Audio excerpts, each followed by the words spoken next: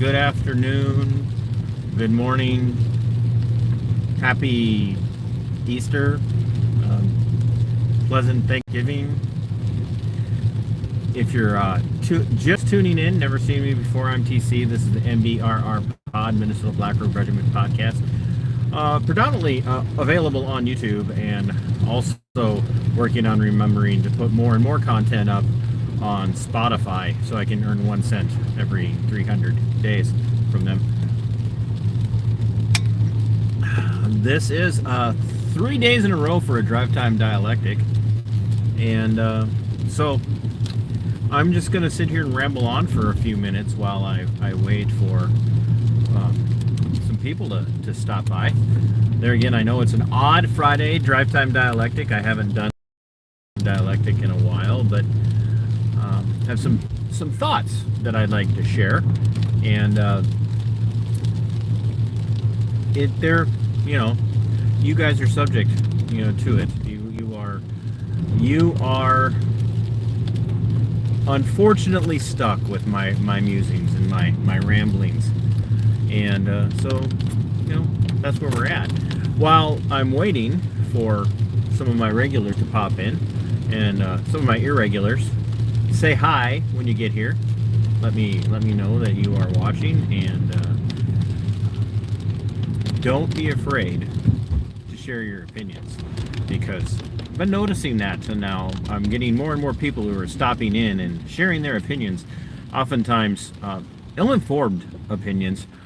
Last night was a really good example of that for my drive time dialectic last night.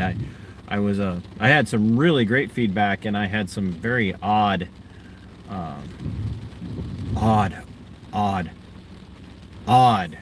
commentary from people I've never interacted with before. But I made a couple of good friends, got a couple of new subscribers.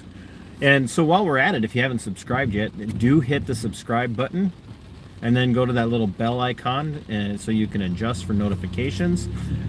And also share the content, like the comment, hit the thumbs up, because that always helps with driving us up in the algorithm.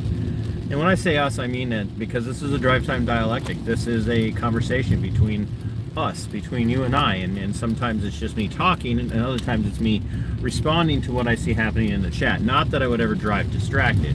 This is a drive time dialectic, but I would never drive distracted. Lou Skunt, thanks for stopping in, sir. I really appreciate it. Lou is one of my moderators, very good moderator. Came over from the Angry Vets channel, and I have bothered to I shouldn't say bothered, I have managed to steal him away from the vet.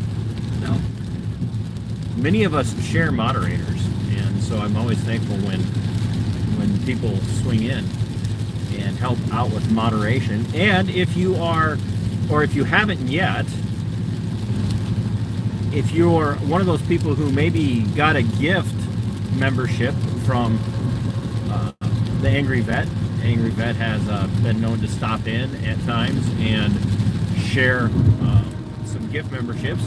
If you're one of those that has a gift membership, check to see when you're set to expire, and then go into the memberships and re-up for yourself. And if you haven't ever been a member and you like the content and you are encouraged by it and you like what I have to say, feel free to just sign up for membership. Entry level is great, and you will quickly understand why I refer to the subscribers and the members of the channel as my act localists. So not activist, but act localist. And I find local activism, being thinking local and acting local, is an incredibly important part of what we do as Americans, as we do as members of this republic. So it's a phenomenal thing for people to be challenged and inspired to really pay attention to what's going on in their cities and their school districts and their communities, like their county and their county board. And that's why I do what I do. So as we're waiting just a little bit before I get into the main topic, and while I'm waiting to get out of the built-up urban area of the Rochester, Minnesota metroplex. Okay, it's not really a metroplex. It's just the third largest metro area in the state outside of Minneapolis and then St. Paul. But not much of a metro, let's just be honest.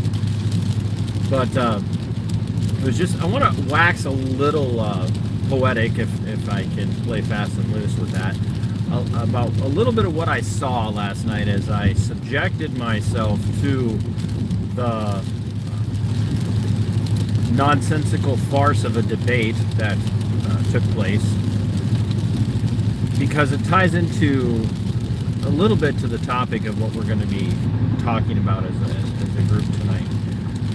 We did see Joe Biden and Donald Trump take to the debate stage last night in what can only be described as the biggest embarrassments in the United States that could possibly exist.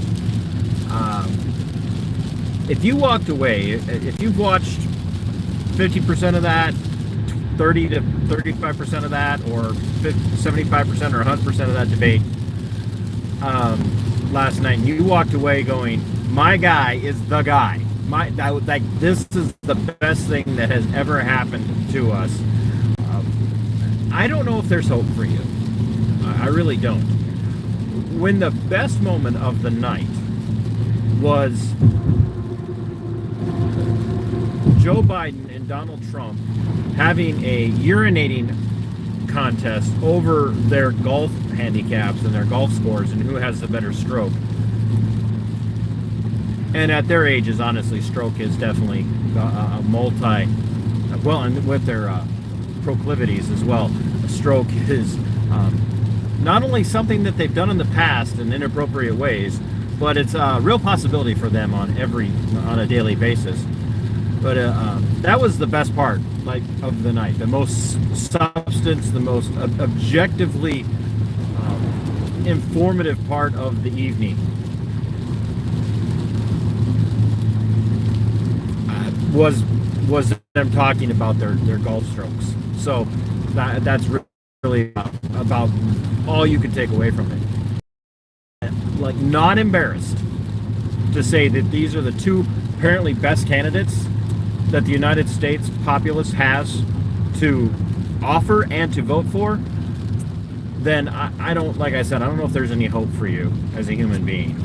If you're so firmly entrenched in the Biden camp that you aren't embarrassed by Biden's performance at all, in any way, shape, or form, definitely no hope for you. And if you're not even a smidge embarrassed if you're in the Trump camp by your candidate's performance last night, not even a smidge. I'm not saying that you have to be embarrassed by yourself, but just embarrassed by your candidate's performance. We really need to sit down and have a long conversation over a cup of coffee, because I'm not going to let you anywhere near alcohol while I'm around. That's for sure. But yeah, that's. Now, I did promise that it does link to the topic of conversation for this Drive Time Dialectic, and it really does, because, folks, we're dealing with two people.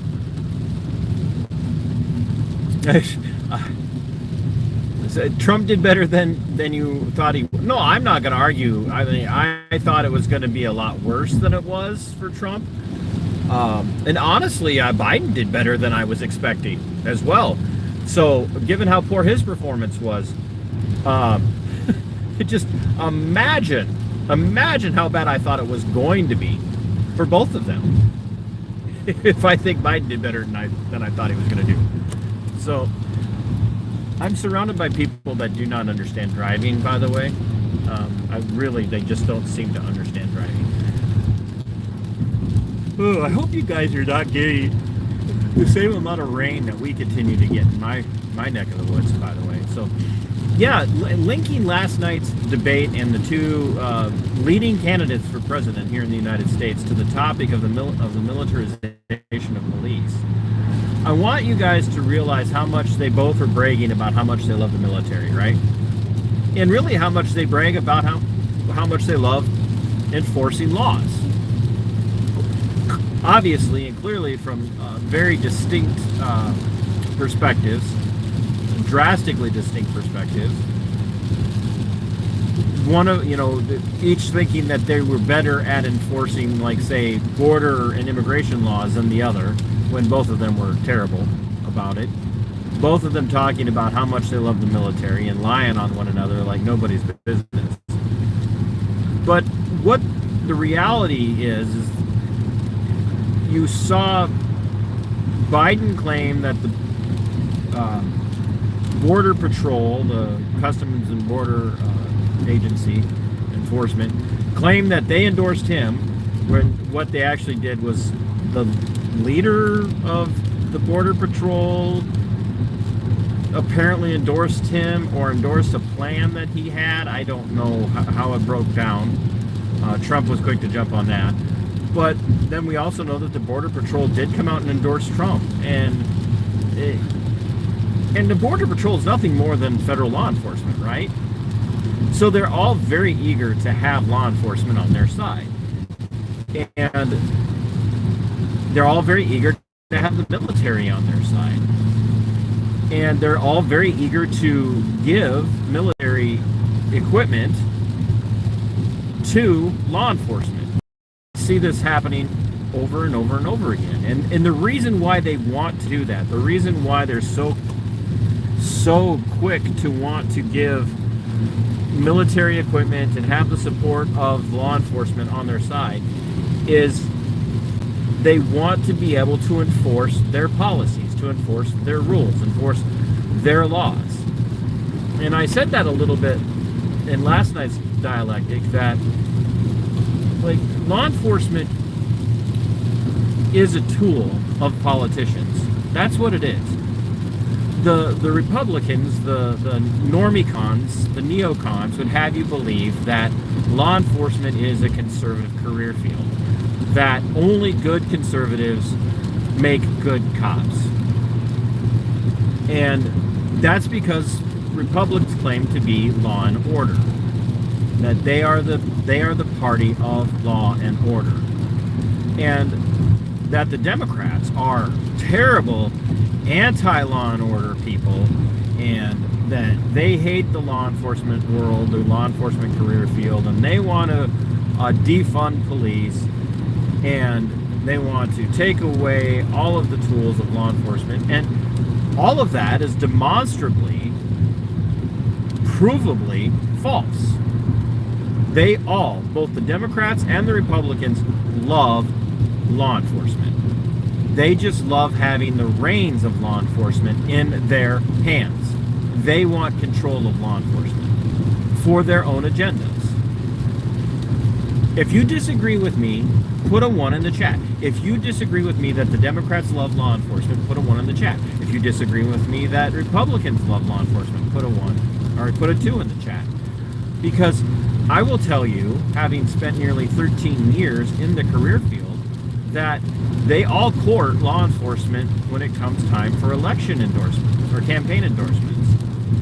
They do. They absolutely do. They court the police unions and organizations. They will come out and tell you how much they respect and cherish law enforcement. And so they will then make promises all over the place, across the board, to the voting public and to the law enforcement unions and to law enforcement officers themselves about what they're going to do. And they've been doing that for decades, for a very long time.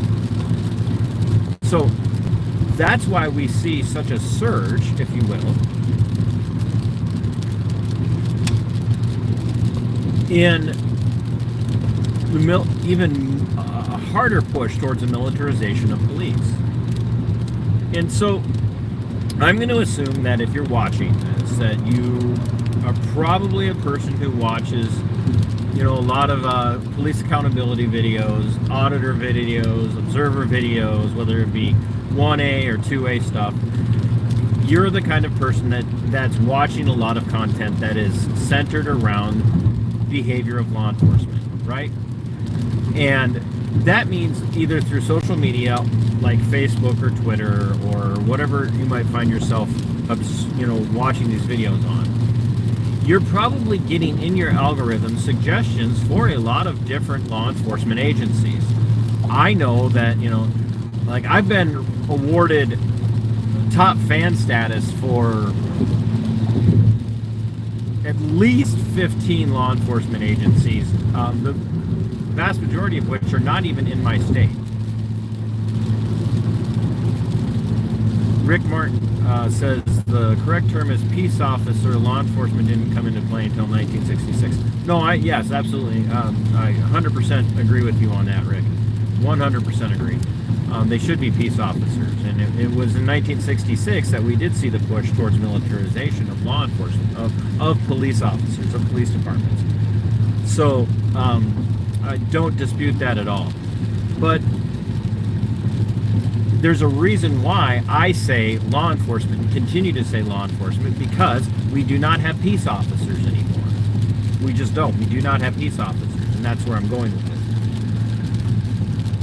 In 1966, we saw a push that was centered in Los Angeles, the Los Angeles metro area. We saw a push towards militarization. We saw the inception of the very first SWAT teams, which were nothing more than special operations units for police departments, right? And as that has progressed, not only did they adopt, and the terminology has been there for a long time within the policing, the institution of policing, but we definitely began to see a bigger push towards even giving law enforcement an even more rigid structure of military rank. And as that has progressed, we've seen the militarization of their vehicles, we've seen the militarization of their uniforms, we've seen the militarization of their training. And if you guys look at the thumbnail for this video, that is a screen grab from a video that I observed today. It was just kind of the final straw that broke the camel's back, where I said, you know what, let's talk about this. Of an academy, a law enforcement academy, and it was very much a basic training type scenario, where there was a drill sergeant, and the privates were standing at attention as they were being inspected. And people I know would push back on me and say, well, why is that a big deal? Who cares if that's, it's a rigid, they need to have the, discipline drilled into them. And I would actually disagree with that.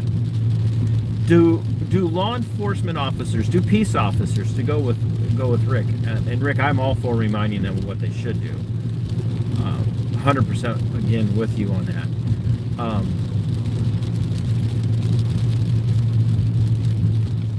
But do they need discipline? They need accountability. They need to be held accountable, but they do not need military level discipline. And this is coming from a veteran, right? I was a paratrooper. I was with the 82nd Airborne Division for the brunt of my very, very short career. And I understood from day one, when I entered into basic training, I understood immediately why it was so vitally important for us to be broke down, not to have our individualism stripped from us, but to be broke down so that we could operate as a team. Rick Martin, my team has been working to educate sheriffs to obey their oath of office. Rick,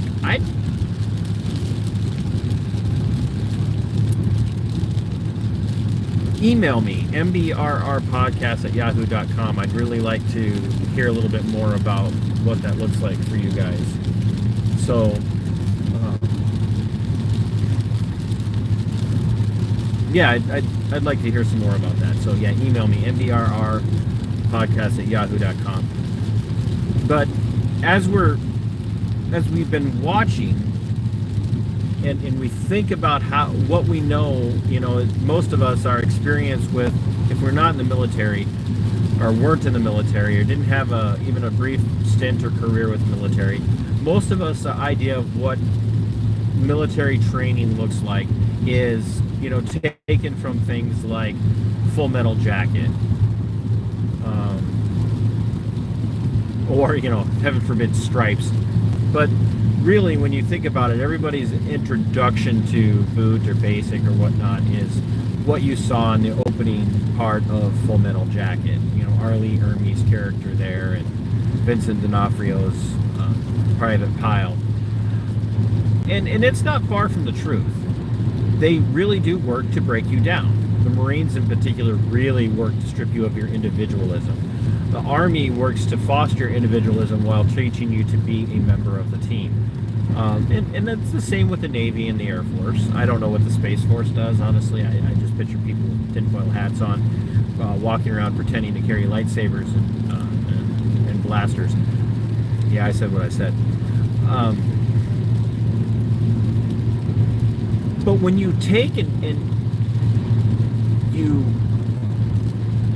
incorporate that into training for cops, when you take that and incorporate that into day one, now not every state, so like Minnesota, where I'm from, obviously, is a great example of this. Minnesota is not an academy state.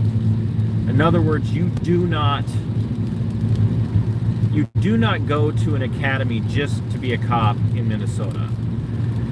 You get most of your training through continuing education, after high school. You go into a criminal justice degree track, and you take a lot of your schooling through university systems or local community colleges, and you go through what's referred to as skills, and you get training and all of that. Plus you get training on, reading and understanding code, statutes, whatnot. But when you look at states or you look at regions that do require an academy, the goal with the academies has become to make you as militarized as possible. They break you down, they treat you like you are joining the Army, treat you like you are joining the Marine Corps, and they push and push and push and push and push this mentality that you are in a combat role.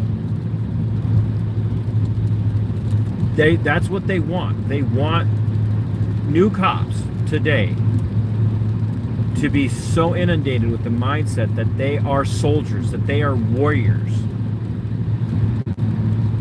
that it never leaves them. And my challenge to all of you, even people who already have a desire to see law enforcement reform, to see reform in law enforcement right now, is to go and look up videos, whether it be on YouTube or Facebook or Instagram, wherever you find your content. Go and look up our law enforcement recruit training. And they even refer to them as recruits.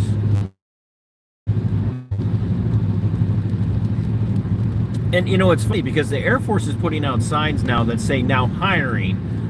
Law enforcement is putting out ads saying now recruiting.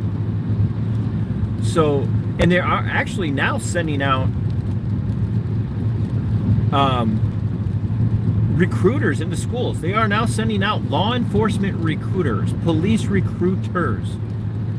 That's actually what they're doing. We're seeing junior law enforcement academies taking place for kids as young as middle school, which it is really kind of supplanting junior ROTC. And to me, it's emblematic of the indoctrination and the propaganda that new hires into law enforcement, into the institution of policing, are experiencing this mentality of we are warriors, we are combatants, And they're being trained to see their jurisdictions where they're going to be working as combat zones. And it starts before they ever step foot on the street. It starts before they ever get to a place where they are working a beat. They're not only drilling in philosophy into their minds of what community-oriented policing should be. And we're a long ways away from the day where, you know, you had what a cop was a constable on patrol. That, you know, that's where the term hoofing a beat or walking a beat came from, is you would have a local constable who was literally local to that neighborhood, local to that community, local to this little village. And he would literally be out walking a beat. That's what a beat cop was. This person would just be out walking a beat.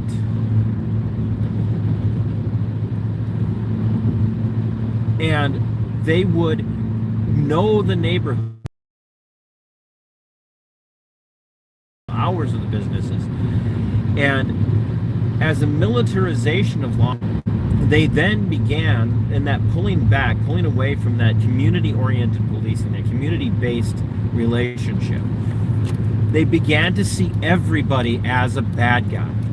They began to see everyone as an enemy. And when you look at the oath of office, that I would venture a guess 98% of the law enforcement, policing oath of office includes in it some verbiage, some form of verbiage that goes to protect and defend the Republic and the Constitution from enemies both foreign and domestic, much like the military oath is.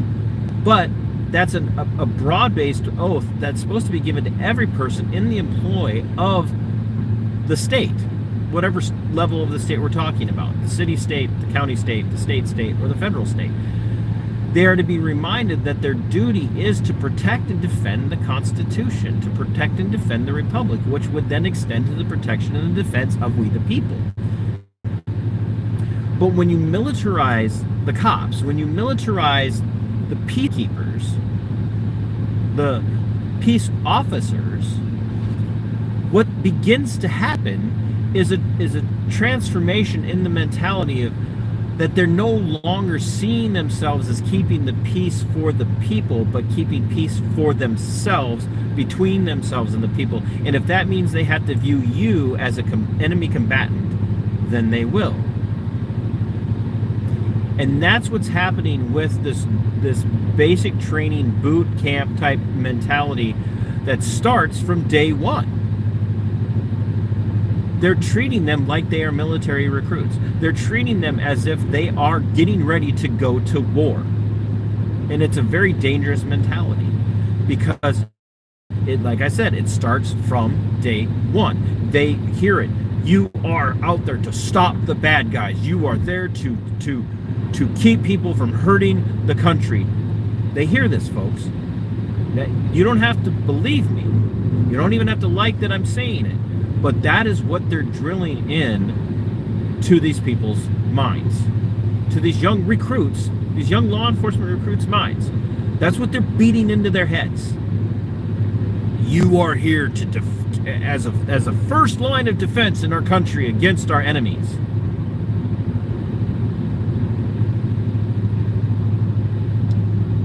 There again, don't have to believe me, but I'm telling you the truth.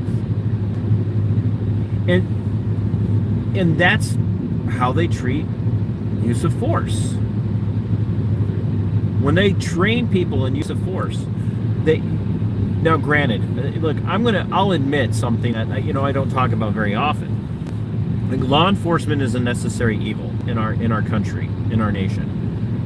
We're all idiots if we believe that we are going to reach some magic utopia where no one is going to try and hurt somebody, where no one is going to murder, and no one's going to assault or sexually assault or rape, or there's never going to be a domestic abuse case ever again if we can just reach this perfect libertarian utopia that TC really wants. Like, no, that's not going to happen. Law enforcement is a necessary evil.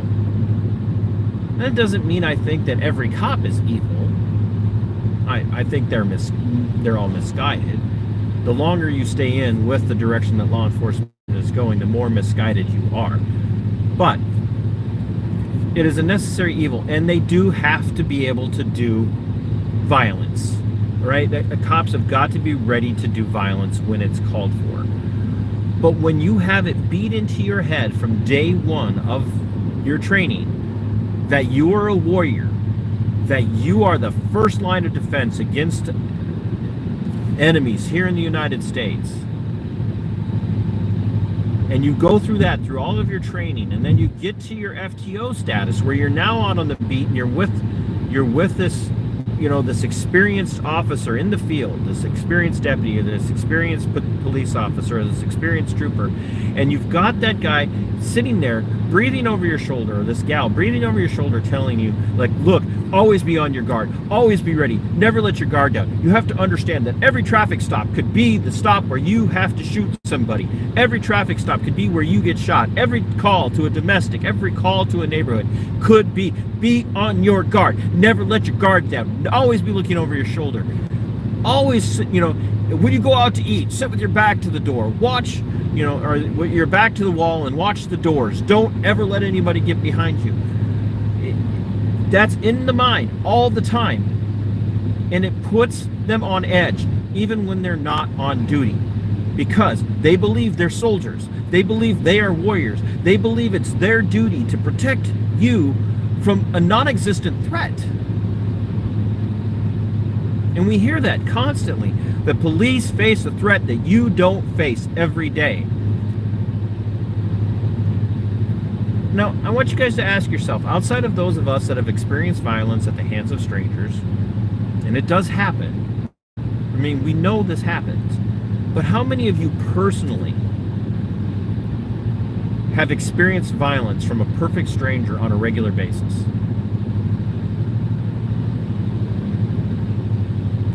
How many times have you been pulled over and experienced, violence? Like, most of us have not even experienced violence at the hands of law enforcement. Most cops have not experienced violence during a normal traffic stop. Most cops have not experienced violence during a domestic assault call, a domestic abuse call. It's not happening as frequently as they're telling us it's happening. It's just not the case. But it's drummed into their heads.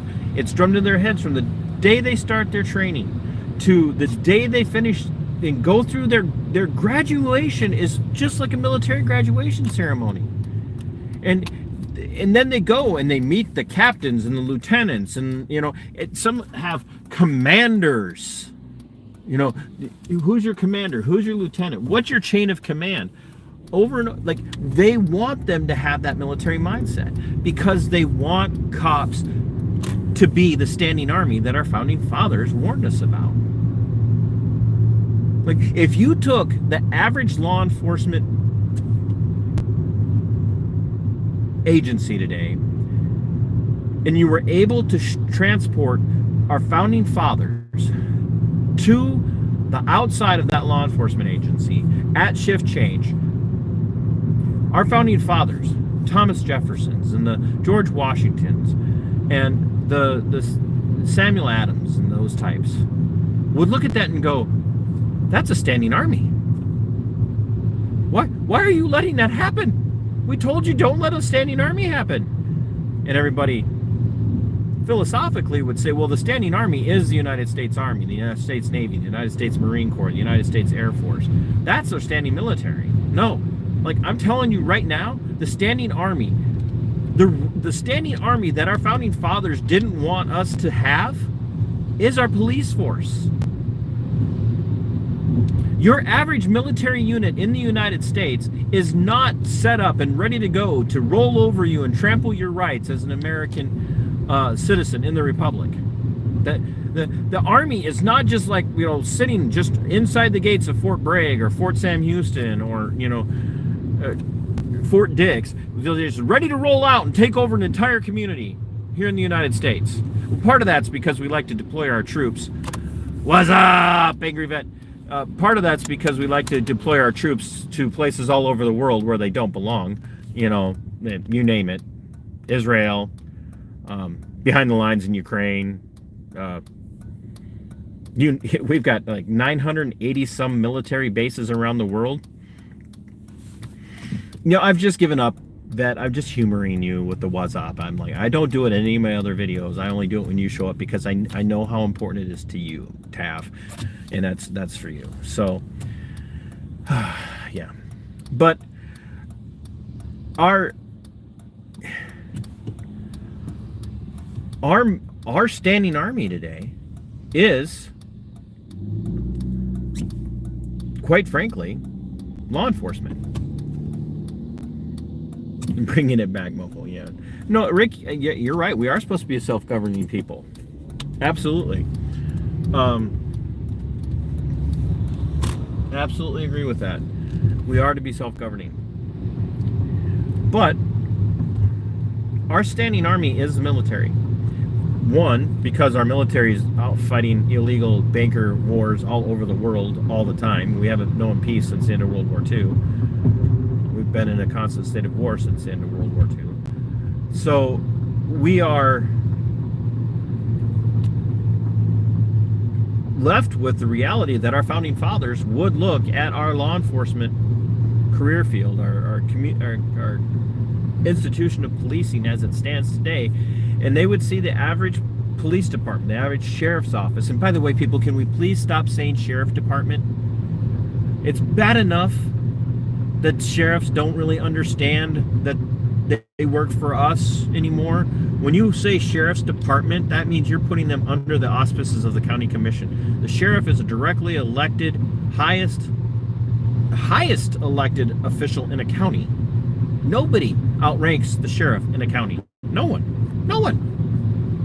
Can we please stop saying sheriff's department and start saying sheriff's office?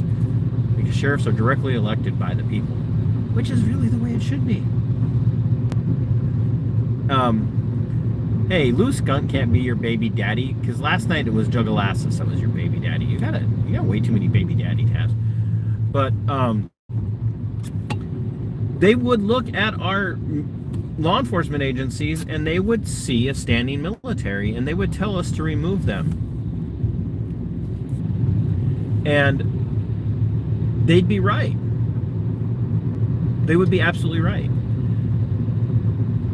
And most of your law enforcement agencies would say, most of your police departments and sheriff's offices and all of that would say, well, no, we don't see ourselves as militarized. As they buy MRAPs, as they buy other surplus military vehicles.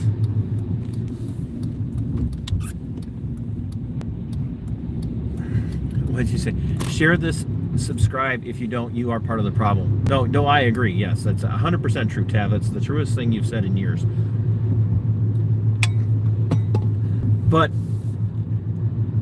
here we sit with an occupying army in each and every town in the United States.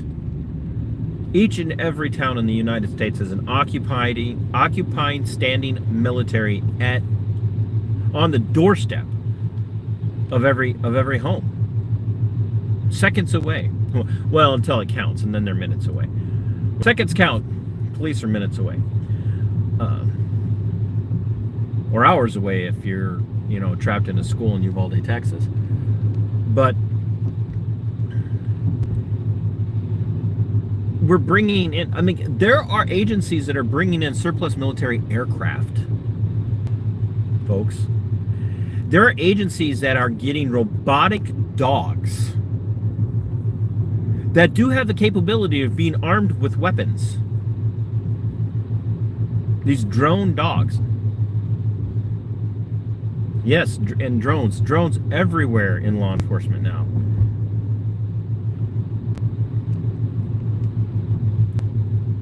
And a lot of this stuff is coming not just from the development of military equipment over the years. A lot of us benefit from cell phones are developed military equipment. Most people don't know that. Cell phones are developed military equipment. But they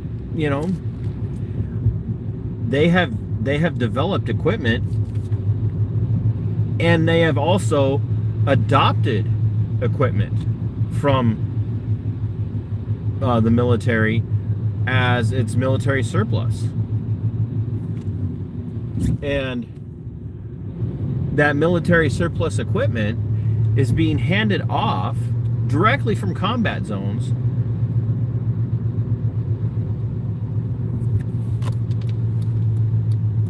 and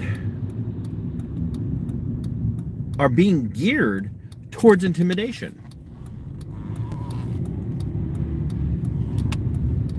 And cops are wearing full battle rattle now. Cops are literally wearing full battle rattle when they show up on calls.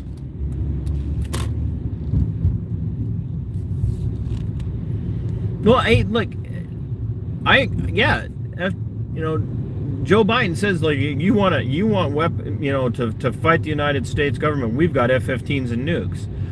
But President Trump said that he wants to give ultimate immunity to law enforcement.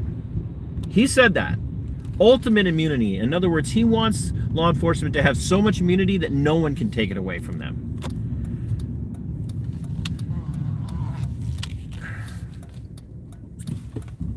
So that goes back to what I opened up with. Neither party, Republicans or Democrats, are really interested in law enforcement reform. They're not really interested in protecting you. They're not really interested in your liberty and your safety. They're interested in what they can use law enforcement to do.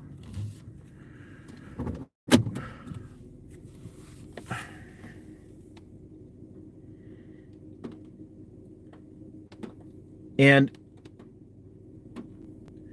here we sit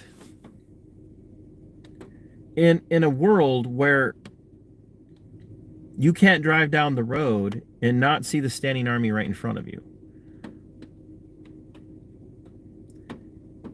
And you can't walk into a gas station or a convenience store or a fast food restaurant and not see somebody walking up and shaking an officer's hand and telling them, thank you for being a hero, thank you for keeping us safe, and offering to buy them a meal, or offering to buy them a coffee, or offering to, I won't say it would be inappropriate. The whole time oblivious to the reality of the fact that the person that they're saying this to will be more than willing to follow any order given to them to strip them of their natural rights. To be the first person to be in the stack to come into your house to take your firearm from you when they decide that, well, Congress has made firearms illegal, so it's a law, so I have to enforce it, and I have a pension I want to keep, and I want to keep my pay. Look, folks, the more you militarize law enforcement, the more that you tell them that the American people are the enemy, because that's what they're hearing on a daily basis. You never know who's going to do you harm. You don't believe me? Try and be a bug on the wall in every shift briefing that takes place. Between shifts, at the start of their day shift, here's this threat, and then remember, be safe. Make sure you're the one that goes home at the end of the day. And yes, that happens.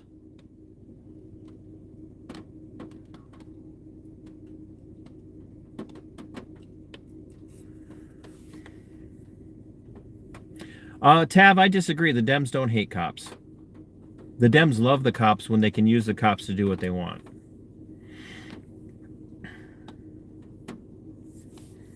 They only hate the cops when the cops don't do what they want. And the Republicans hate certain segments of law enforcement when law enforcement isn't doing what they want, but they love all the others. So right now, the Republicans hate the FBI because the FBI is going after their boy.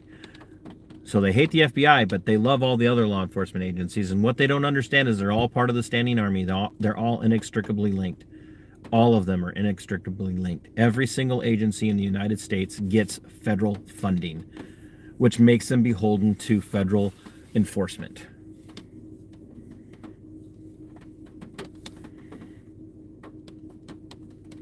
And the biggest threat to our firearms isn't the federal government, it's state governments. Republicans and Democrats are a big threat to firearms. Are a big threat to firearms.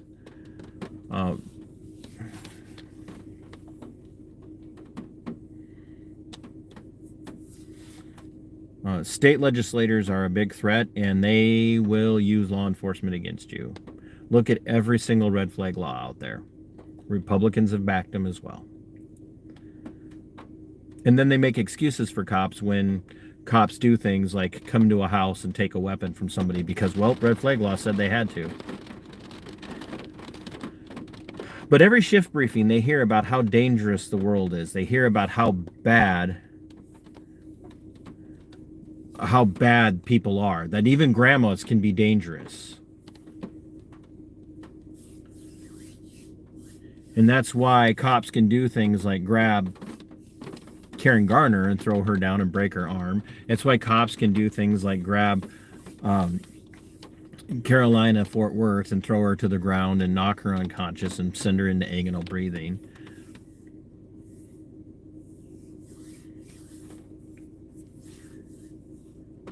It's high time for us to realize that the more we militarize cops, the more cops will see us as combatants, and the more that they take the oath that says, "I will swear to protect this republic and the Constitution from enemies both foreign and domestic," the more that they hear that they are warriors, that they are soldiers, that they are combatants, the more they see each of us as an enemy combatant.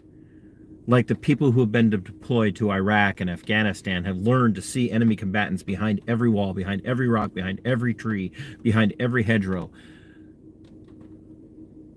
The more that they hear that, the more they see each of us as an enemy combatant, the more they're willing to do violence to us because they're being told that they're soldiers and they're out there protecting people. The more that they hear all of those things, the more they become the very threat to the Republic and the Constitution that they swore an oath to defend. Because years ago, we allowed our cops to go from being peace officers to being warriors in the streets of the United States.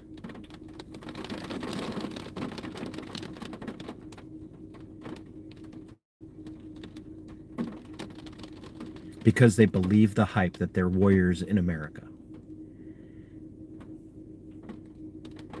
And we have to stop the militarization of law enforcement.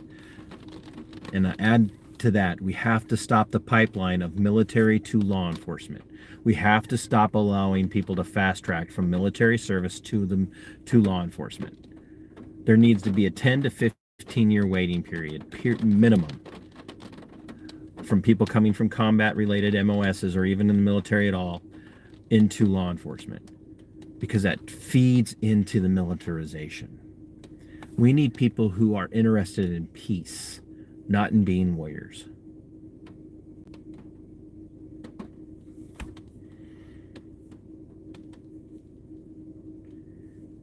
The more we militarize police, the more police are going to be willing to hurt or even unalive you because you're an enemy.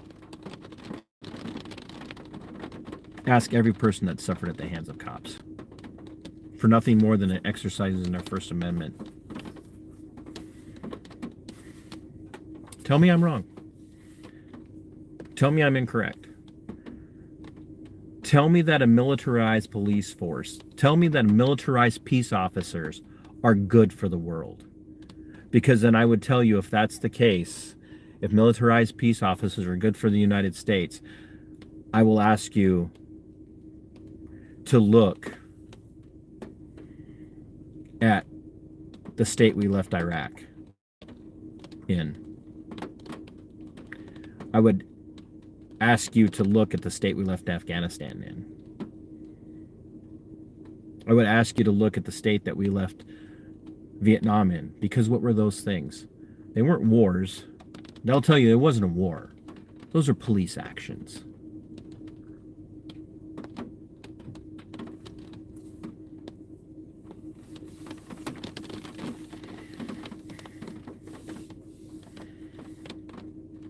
It's time that we teach police to be peace officers again.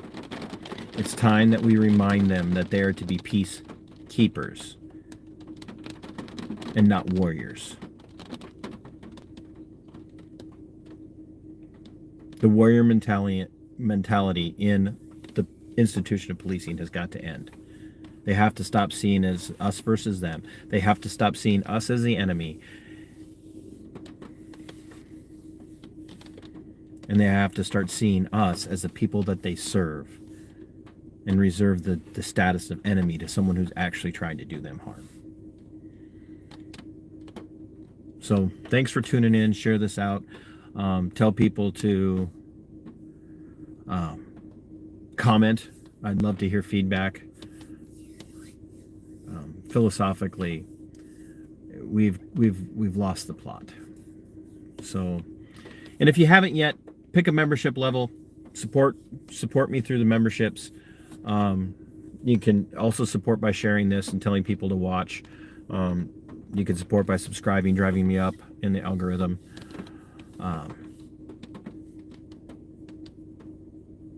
These are conversations that we need to be having every day amongst ourselves and with our neighbors and our coworkers and our friends. This is how we change the country. This is how we do it. This is how we begin to make a difference. So, until next time, my friends, I love you all, even my hate watchers out there, and the FBI agent and the Minnesota Bureau of Criminal Apprehension people who are assigned to watch me. I hope you learned something. I'm being sarcastic, sort of, but I hope that those who hate me, who listen, are learning something, and I hope that you guys find this, useful, because I can tell you from experience, these are the conversations. Like, I know what gets said during shift briefings because I went through it for almost 13 years. And that was inside of a freaking detention center. I know how bad it is when they're doing shift briefings for the street guys. Love you all. Thank you for the support. Head over to the memberships, pick a level there. And until next time, my friends, fight for your liberty as yours. Fight for your freedom that belongs to you. And sic semper tyrannis.